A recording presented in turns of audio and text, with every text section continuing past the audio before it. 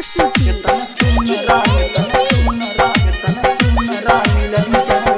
बड़ा गौरव बाटे कोइनिए हसान भगवान, इतना सुनरा मिलली जान बाड़ी परी के समान।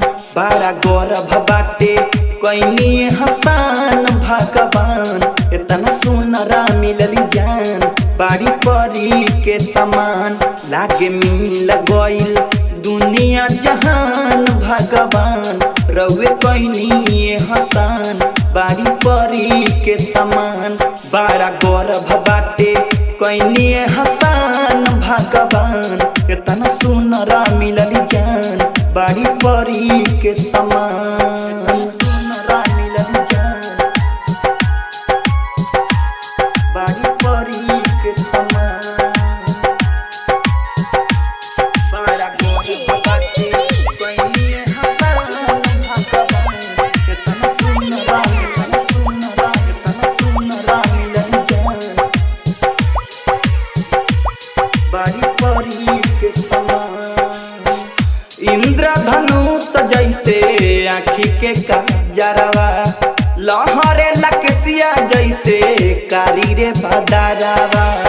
दिन भर रहतानी न के अगोर के, मन नहीं करे जाई नका के छोड़ के।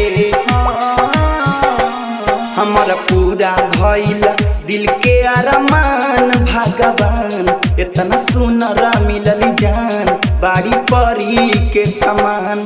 बड़ा गौरव बाटे कोइनिए हसान भगवान, इतना सुनरा मिलली जान बाड़ी परी के समान। सुनरा मिलली आप जान सुन रहे हैं एजी एंटरटेनमेंट की धमाकेदार प्रस्तुति। के समान। बड़ा गौरव बाटे कोइनिए हसान भगवान, इतना सुनरा मिलली जान बाड़ी परी के समान। प्रेमी परदेसी उनकर चेहरा न देखले, मीठू बसंत दिलवा उनके पथे कले। बिटू हरिओम कुछ भइल बा अजीब हो, कुनाला कुआरा के चमकल नसीब हो।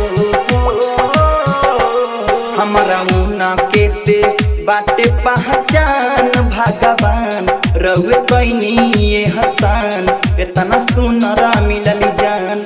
बड़ा गौरव बाटे कोइनिए हसान भगवान, इतना सुनरा मिलली जान बाड़ी परी के समान।